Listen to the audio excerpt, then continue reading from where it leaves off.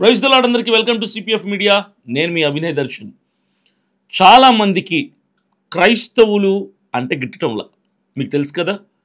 క్రైస్తవుల మాట ఎత్తితే అస్సలు నచ్చదు కొంతమందికి. కొంతమంది మాకు ఫోన్లు చేసి ఏం మాట్లాడతారంటే అదే క్రీస్తు వ్యతిరేకులు. క్రైస్తవులు అంటే గిట్టని వాళ్ళు ఏం మాట్లాడతారంటే, అరే మీరు దేశాన్ని వదిలిపెట్టి వెళ్ళిపోండిరా, ఇది మా దేశం అని కొంతమంది మాకు వార్నింగ్లు ఇస్తున్నారు. ఎవరికి? మాకంటే నాకు కావచ్చు, అజయ్ బాబుకి కావచ్చు, క్రైస్తవుల తరపున ఎవరెవరైతే గలం విప్పుతున్నారో ఇలాంటి వాళ్ళందరికీ ఫోన్లు చేసి అనవసరంగా ఇది మా దేశం, ఇక్కడ క్రైస్తవులు ఉండకూడదు, మీరు వెళ్ళిపోండి, ఈ దేశం ఇది కాదు అని పిచ్చి పిచ్చిగా రకరకాలుగా మాట్లాడుతున్నారు. వాళ్ళందరి కోసమే నేను ఈరోజు ఈ విషయాలన్నింటినీ మీతో షేర్ చేసుకోవడానికి వచ్చాను. మీరు చూశారు కదా, క్రైస్తవుడు లేని ప్రపంచాన్ని ఊహించుకోలేం. క్రైస్తవుడు లేని ప్రపంచం శూన్యం. ఎందుకు క్రైస్తవుడు లేని ప్రపంచం శూన్యం అంటున్నాను అన్నది మీకు వివరంగా చెప్తాను, వినండి.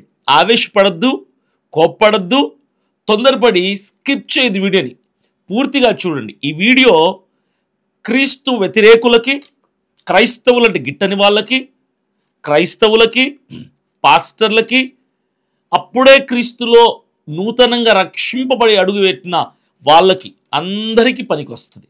ప్రతి ఒక్కరికి ఈ వీడియో పనికొస్తుంది.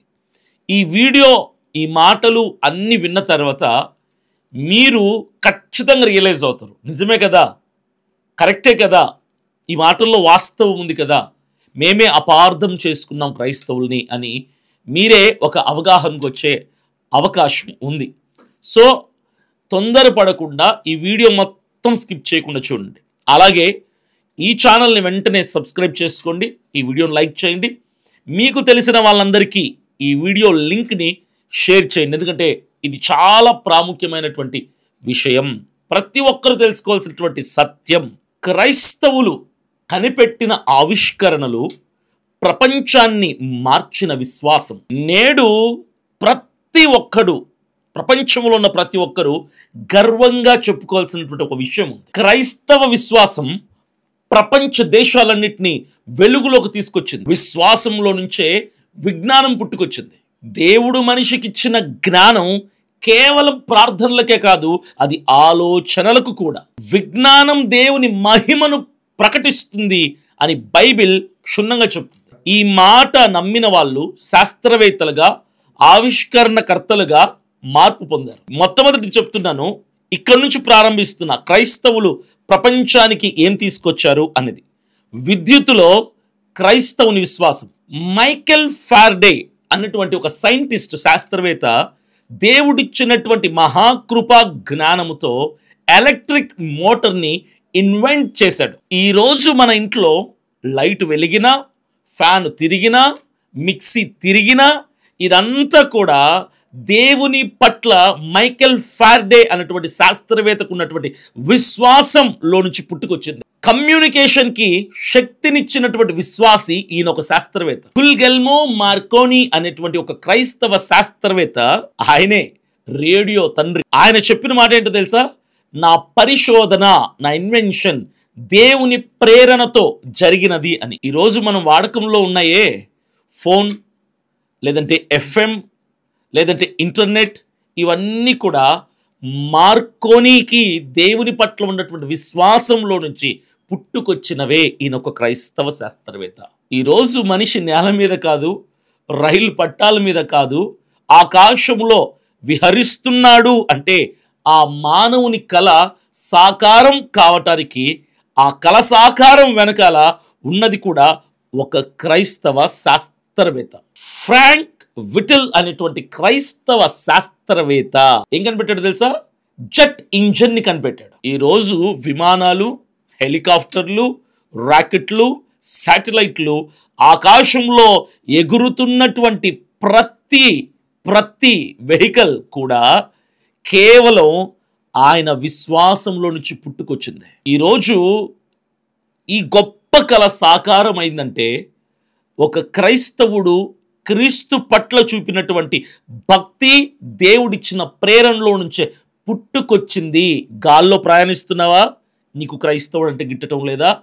అయితే ఫ్లైట్ ఎక్కడం మానేయి. ఎందుకంటే ఫ్లైట్ కనిపెట్టింది కూడా క్రైస్తవ శాస్త్రవేత్త. మనిషికి ఆకాశం కూడా పరిమితి కాదు అని చూపించాడు ఆ గొప్ప క్రైస్తవ శాస్త్రవేత్త. మనుషుల ప్రాణాలను రక్షించిన విశ్వాసం. అలెగ్జాండర్ ఫ్లెమింగ్ అనేటువంటి క్రైస్తవ శాస్త్రవేత్త, ఆయనకున్నటువంటి గొప్ప అలవాటు ఏంటో తెలుసా? బైబిల్ చదవకుండా ఆయన ఏ పనిని ప్రారంభించేవాడు కాదు. ఐరన్ గుచ్చుకున్నా, బాడీ సెప్టిక్ అవ్వకుండా, ఆర్గాన్స్ పాడవకుండా ఏం చేస్తున్నాం తెలుసు కదా? పెన్సిలిన్ ఇంజెక్షన్ వేసుకోమంటారు. పెన్సిలిన్ ఇంజెక్షన్ కనుక్కున్నటువంటి వ్యక్తి ఒక క్రైస్తవ శాస్త్రవేత్త, అలెగ్జాండర్ ఫ్లెమింగ్. అతను చెప్పిన మాట గుర్తుంచుకోండి. ఆయన అన్నాడు, దేవుడు నన్ను తయారు చేసిందే ఈ ఆవిష్కరణ కొరకు, సమాజానికి, ప్రజలందరికీ ఉపయోగపడే ఈ పెన్సిలిన్ ఇంజెక్షన్, పెన్సిలిన్ కనుగొనటానికి దేవుడు నాకు సహాయపడ్డాడు అని ఆ ఫ్లెమింగ్ అనేటువంటి శాస్త్రవేత్త చెప్పుకొచ్చాడు. ఆయన ఒక క్రైస్తవుడే. నీ క్రైస్తవుడు అంటే గిట్టకపోతే పెన్సిలిన్ ఇంజెక్షన్ వేసుకోవటం మానేయగలవా? నువ్వు మానేయలేవు. కానీ క్రైస్తవుడు అంటే మాత్రం నచ్చదంట. ఆవిష్కరణ కాదు ప్రజలారా, ఇది ఆవిష్కరణ యొక్క అద్భుతం. హాస్పిటల్స్ చర్చి యొక్క ప్రేమ ఫలితాలు. మిమ్మల్ని ఒక ప్రశ్న అడుగుతున్నా, మొట్టమొదటి హాస్పిటల్ ఎవరు ప్రారంభించారు తెలుసా? ఈరోజు మనం ప్రాణాలు కాపాడుకుంటున్నాం జబ్బులు వచ్చినా అంటే దానికి కారణం హాస్పిటలే కదా. దేవుడి తర్వాత దేవుడు నియమించిన ఒక వ్యక్తిని మనం దేవుడు అంతటి వాడంటున్నాం. ఎవరిని? డాక్టర్ని. డాక్టర్ ఎక్కడ ఉంటాడు? హాస్పిటల్లో ఉంటాడు. హాస్పిటల్స్ని ప్రారంభించిన వారు ఎవరు తెలుసా? మొదటిగా క్రైస్తవ మిషనరీస్. క్రైస్తవ మిషనరీస్ ఎవరైతే హాస్పిటల్స్ని ప్రారంభించారో వాళ్ళ దృష్టిలో ఒక పేషెంట్ అంటే, ఒక వ్యాధిగ్రస్తుడు అంటే, ఒక రోగి అంటే ఒక మనిషి కాదు, దేవుని యొక్క ప్రతిబింబం అని చూసేవారు. బైబిల్ నుంచి పుట్టిన ముద్రణ విప్లవం. జోహన్నెస్ గుటెన్బర్గ్ అనేటువంటి ఈయన బైబిల్ ముద్రించడానికి మొట్టమొదటిగా ప్రింటింగ్ ప్రెస్ కనుగొన్నాడు. ఈరోజు ప్రపంచంలో ప్రతి ఒక్కరూ చదువుతున్న పుస్తకాలకు ఆరంభం, పునాది, ఫౌండేషన్ అదే దేవుని వాక్యముతోనే మొదలైంది. ఈరోజు ప్రపంచ దేశాలంతటా వ్యాప్తి చెందింది. సైన్స్లో క్రైస్తవ శాస్త్రవేత్తల యొక్క అంకిత భావం చెప్తా వినండి. సర్ ఐజాక్ న్యూటన్ మీ అందరికి బాగా తెలుసు. ఆయన అన్నాడు, నేను దేవుని సృష్టిని అధ్యయనం చేస్తున్నాను అని. ఇది శాస్త్రం కాదు ప్రజలారా, ఇది భక్తితో కూడినటువంటి పరిశోధన. అన్నిటికంటే ప్రాముఖ్యమైనది శాంతి, ప్రేమ, సమాధానం. అన్నిటికంటే ప్రధానమైనది, ప్రాముఖ్యమైనది శాంతి, ప్రేమ, సేవ. ఇది క్రైస్తవుల దానం ఈ ప్రపంచానికి. ప్రపంచంలో ఏ మూల చూసినా, ఏ దేశంలో చూసినా హాస్పిటళ్ళు, ఆర్ఫనైజ్లు, ఓల్డేజ్ హోమ్లు, ఇలా సేవా కార్యక్రమాలు, స్కూళ్ళు ఎక్కడ చూసినా ఎందుకు ఇవన్నీ వ్యాప్తి చెందే తెలుసా? ఇది కేవలం దేవుని ప్రేమను కనపరచటానికి క్రైస్తవులు పరిగణంలోనికి తీసుకొని వచ్చారు.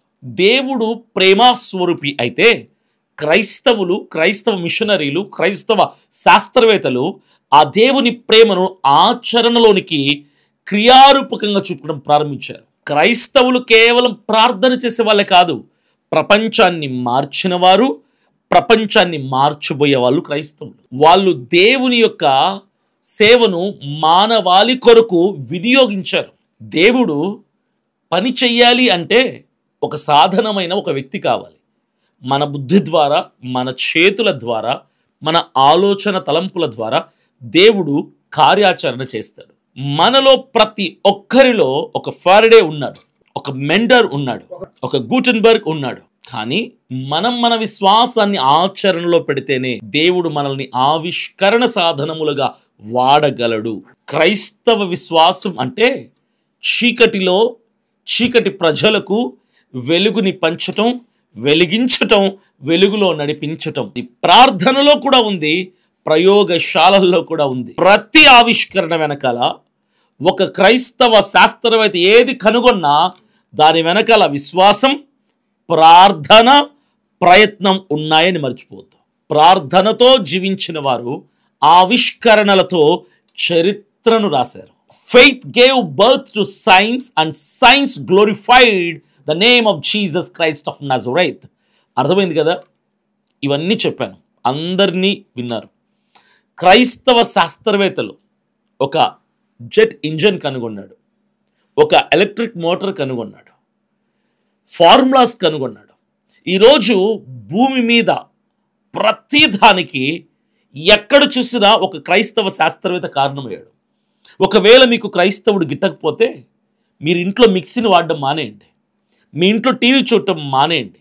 మీకు క్రీస్తు నచ్చకపోతే, క్రైస్తవుల్ని ఇష్టపడకపోతే ఫ్యాన్లు మానేయండి వాడటం, బైకుల్లో బస్సుల్లో తిరగటం మానేయండి, విమానాల్లో ఫ్లైట్స్లో హెలికాప్టర్స్లో ప్రయాణం చేయటం మానేయండి, వాచ్ కట్టుకోవడం మానేయండి, ఫోన్లు చూడటం మానేయండి, ఇంటర్నెట్ వాడటం మానేయండి. ప్రపంచంలో ప్రతి ఒక్కడి ఒంటి మీద ఉన్న దుస్తుల దగ్గర నుంచి కట్టుకునే వాచ్ వరకు, తిరిగే బండి వరకు, వంట గదిలో మనం వాడుతున్నటువంటి మిషనరీ ఎక్విప్మెంట్ వరకు ప్రతి ఇన్వెన్షన్ వెనకాల, ఆవిష్కరణ వెనకాల క్రైస్తవుడున్నాడు. ఇది వాస్తవం. నీకు క్రైస్తవుడు నచ్చకపోతే, నిజంగా నీకు నచ్చకపోతే, క్రైస్తవుడు కనిపెట్టిన మానేసి నువ్వు బతకగలవా? ఒక్క గంట బతకగలవా? క్రైస్తవుడు కనిపెట్టింది నువ్వు వాడకుండా. నీ వల్ల కాదది. కొట్టు, గూగుల్లో కొట్టు, గూగుల్ సెర్చ్ చేయి, క్రైస్తవుడు కనిపెట్టనివి ఏమున్నాయి అడిగి కనుక్కో. పాతకాలానికి వెళ్ళిపోతాం. చివరికి ఒంటి మీద కట్టుకోవడానికి బట్ట ఉండదు, చేతిలో పుస్తకం ఉండదు, పెన్ను ఉండదు, రాసుకోవడానికి ఏమీ ఉండదు. జీవితం అంధకారం, జీవితం శూన్యమైపోతుంది. సమాజమా, ప్రజలారా, నేను ఒకటే చెప్తున్నా, క్రైస్తవులను ఎప్పుడూ నిందించొద్దు, క్రైస్తవులను ఎప్పుడు శత్రువులుగా చూడొద్దు. ఈ ప్రపంచానికి క్రైస్తవులు ఎన్నో ఆవిష్కరణలు తీసుకొచ్చారు. ఈరోజు ప్రపంచమంతా ఇంత అద్భుతంగా డెవలప్ అయిందంటే దీని వెనకాల, ఈ డెవలప్మెంట్ వెనకాల, ఇంత అప్డేషన్ వెనకాల క్రైస్తవ శాస్త్రవేత్తలు ఉన్నారు. కాబట్టే మీరు క్రైస్తవులు కనిపెట్టినటువంటి వాటిని వాడుతూ మాకు క్రైస్తవులు నచ్చరు అంటే కుదరదు. మీరు క్రైస్తవులు కనిపెట్టినటువంటి వస్తువుల్ని, మిషనరీని వాడుకుంటూ క్రైస్తవులారా మా దేశాన్ని వదిలిపెట్టి వెళ్ళండి అంటే కుదరదు సార్. మేము యాక్సెప్ట్ చేయం, అది మేము యాక్సెప్ట్ చేయం. అలాగని మా క్రైస్తవులు కనిపెట్టారని మేమే విర్రవీగిపోవటంలా. క్రైస్తవులు కనిపెట్టింది క్రైస్తవుల కోసం మాత్రమే కాదు, సమాజంలో ఉన్న ప్రతి మనిషి కొరకు క్రైస్తవుడు ఇవన్నీ ఇన్వెన్షన్స్ కనిపెట్టాడు. ఈ ఇన్వెన్షన్స్ అన్నీ ప్రతి ఒక్కరి కొరకు. కులం లేదు, మతం లేదు, వర్ణం లేదు, వర్గం లేదు, జాతి భేదమేమీ లేకుండా ప్రపంచంలో ఉన్న సర్వమానవాళి కొరకు దేవుని మహాప్రేమను బట్టి వారు సమస్తముని కనుగొన్నారు, ఆవిష్కరణలు తీసుకొచ్చారు. ఈరోజు అప్డేట్ అయ్యావు. క్రైస్తవుడు నచ్చకపోతే నెట్ కూడా వాళ్ళేవు, గుర్తుపెట్టుకో. వాచ్ కూడా వాళ్ళేవు. పొద్దున్న లేచిన దగ్గర నుంచి ఈ భారతదేశంలో కొంతమంది క్రీస్తు వ్యతిరేకులు ఎవరైతే ఉన్నారో యూట్యూబ్ ఛానల్స్ పెట్టుకొని, కొంతమంది ఉదయం లేచిన దగ్గర నుంచి సేవకుల మీద, పాస్టర్ల మీద, సంఘాల మీద, క్రైస్తవుల మీద, క్రైస్తవ మిషనరీల మీద పడి ఏడవటం తప్ప ఏం చేస్తున్నారు సార్ మీరు? మీ వల్ల ఏంటి సార్ ఉపయోగం దేశానికి? ఒక్క ఇన్వెన్షన్ నువ్వు కనిపెట్టావా? ఈరోజు నువ్వు యూట్యూబ్లో కూర్చొని మాట్లాడుతున్నావే, సోషల్ మీడియా ప్లాట్ఫామ్లో, దానికి కారణం కూడా ఒక క్రైస్తవుడే. మానేయగలవా మాట్లాడడం? నువ్వు వాడుతున్న కెమెరాకి, నువ్వు వాడుతున్న మైక్కి, నువ్వు వాడుతున్న యూట్యూబ్కి ప్రతి దాని వెనకాల క్రైస్తవుడు ఉన్నాడు. పొద్దున్న లేచిన దగ్గర కెమెరాలు వాడతావు, యూట్యూబ్ వాడతావు, వాచ్ వాడతావు, ప్రతి వస్తువు వాడతావు. ఆ ప్రతి వస్తువు వెనకాల క్రైస్తవుడు ఉన్నాడు. కానీ వాటన్నిటినీ వాడుతూ తిరిగి క్రైస్తవులు అంటారు సార్ మీరు. మిమ్మల్ని ఏమని పొగడాలి, ఏమని మిమ్మల్ని వర్ణించాలి చెప్పండి? అర్థం చేసుకోండి. భారతదేశం ఎవడబ్బా సొత్తు కాదు.